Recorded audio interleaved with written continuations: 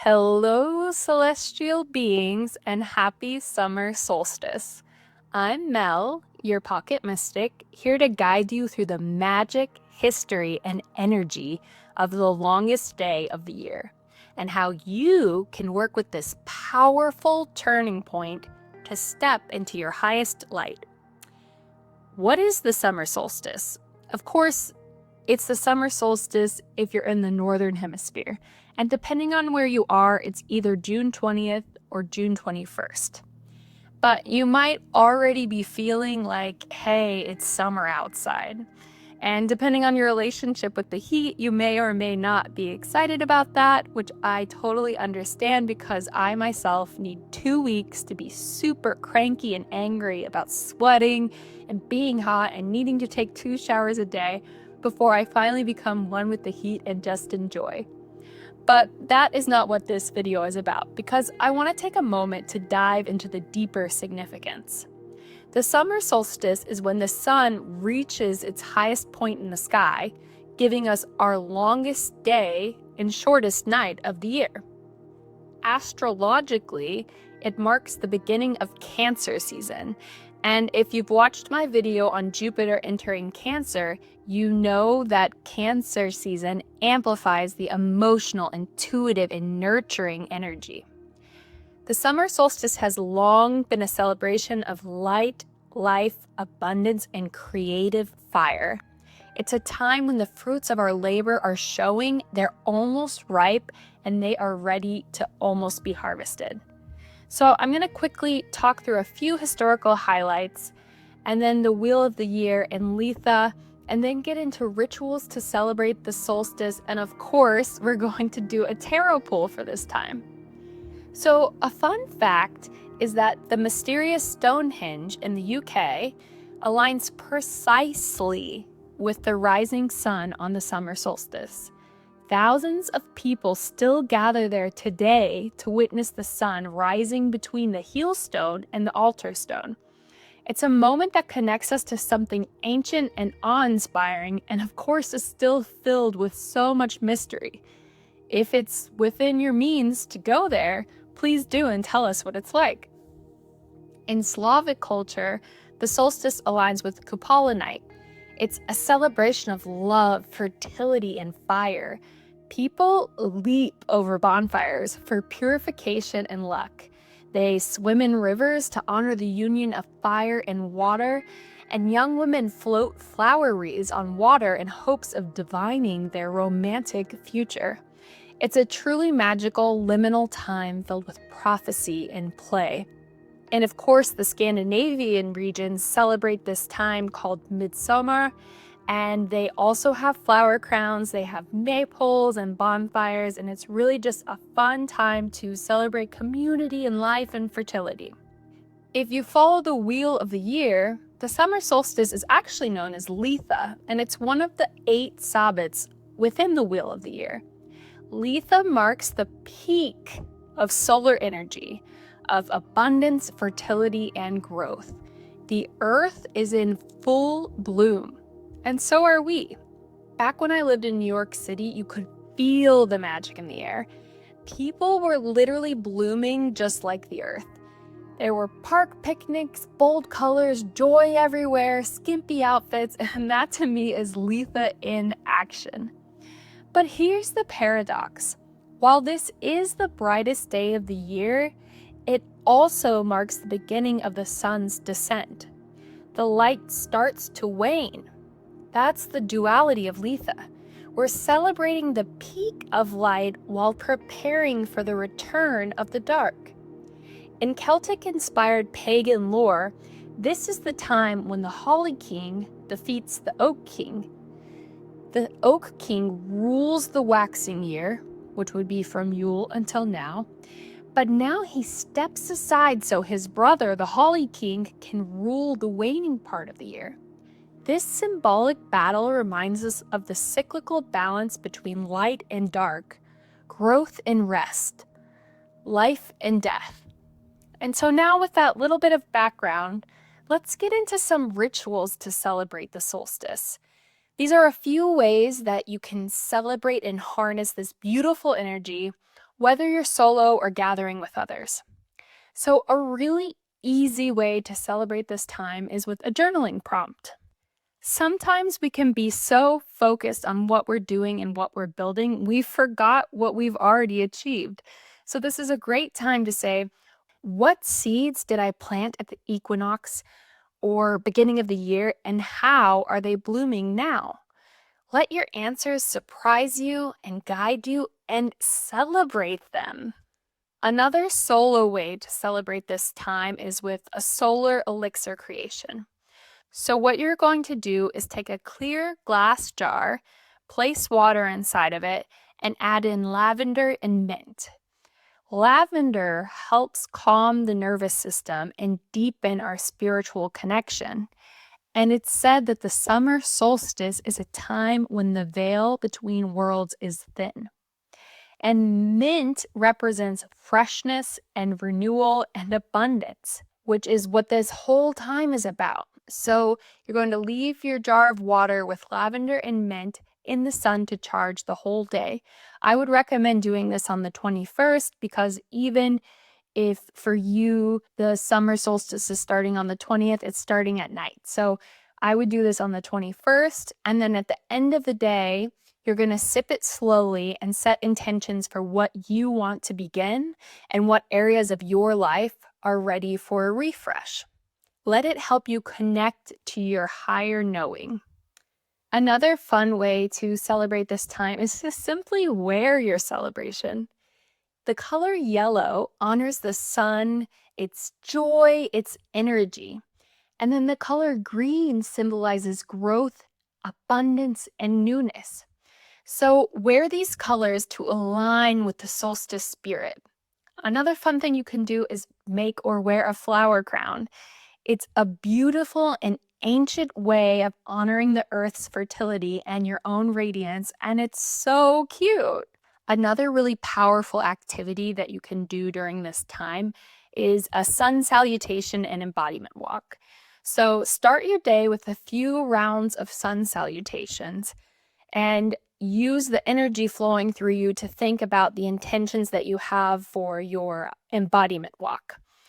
Walking naturally puts your body into a meditative state and is a great time to ask yourself a question and watch as the answers just unfold before you.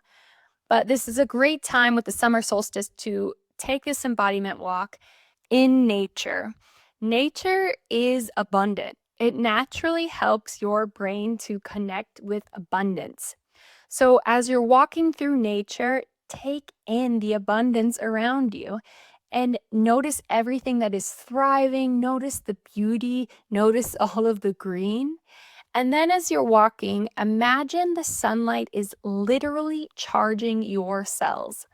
Let it burn away any fear or shame with each step you take.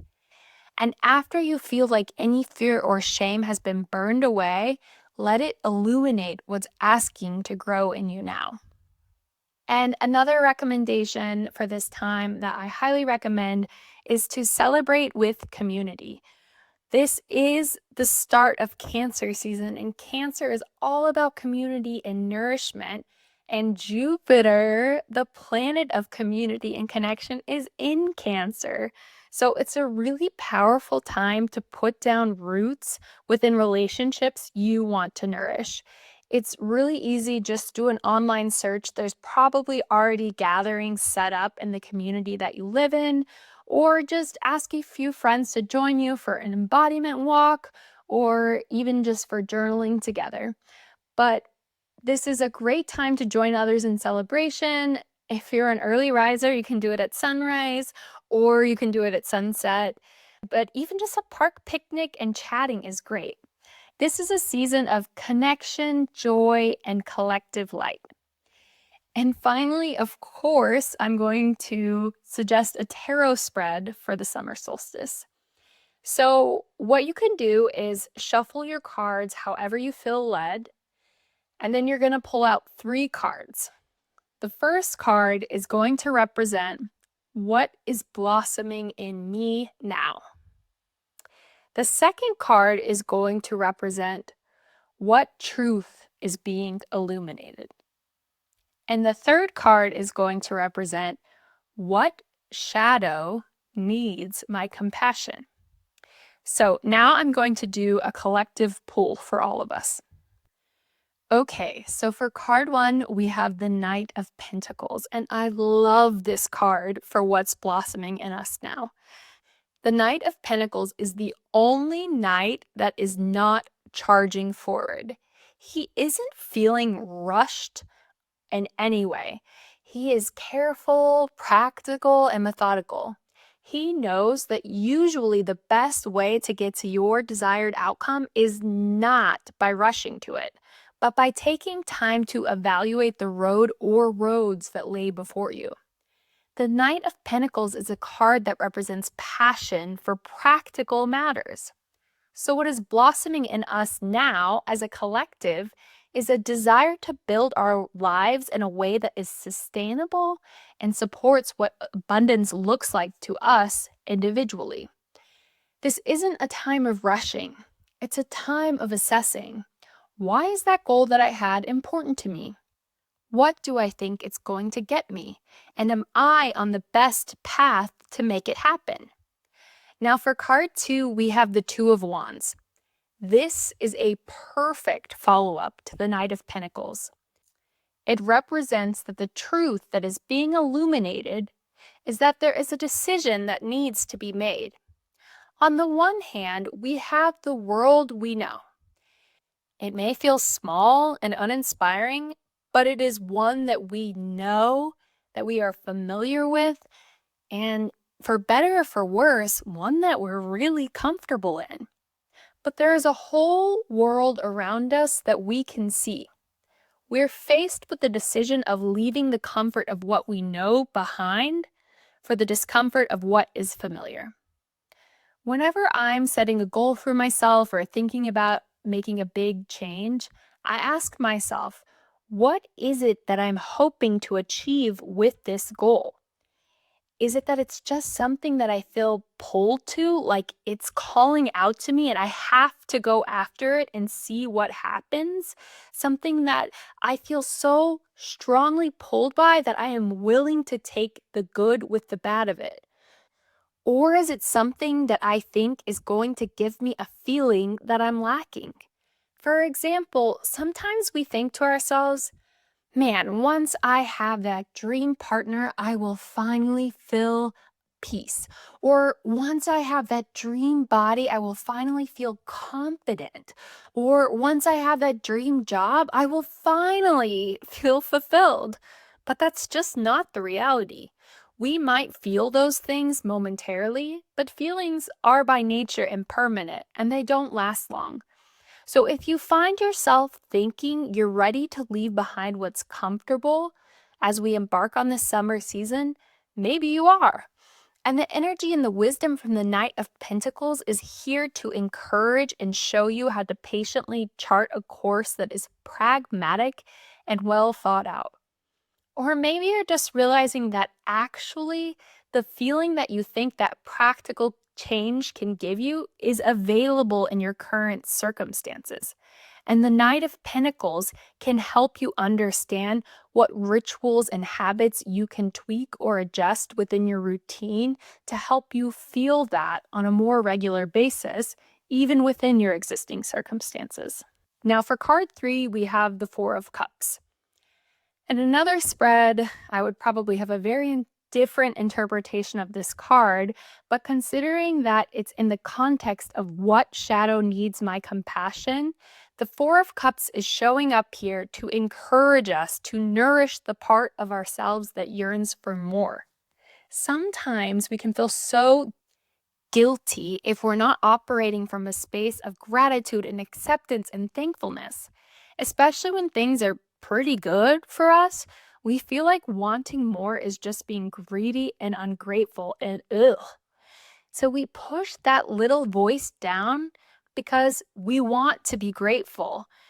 And of course, gratitude is an important value that we should practice daily. And in fact, making time to practice it daily can literally change our lives.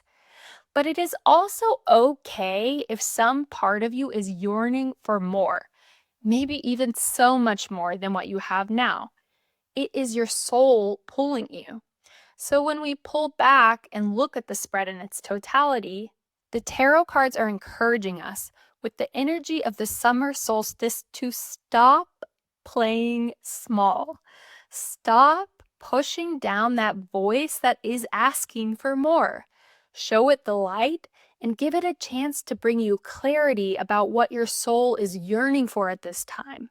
Use the Two of Wands to understand if what your soul is yearning for requires a material change or if it's internal. And then let the patient, determined diligence of the Knight of Pentacles blossom in you as you chart out a course for making this change your reality. Happy summer solstice. I am so excited for you all. This is a time of celebration of your own golden becoming, and I'm excited for what lies ahead. Please share your tarot pool if you would like to. I would love to hear about it. And remember, let yourself laugh louder, love more openly, and move more freely. If you'd like a more personalized reading, we're always here for you at pocketmystic.com. And again, enjoy your summer.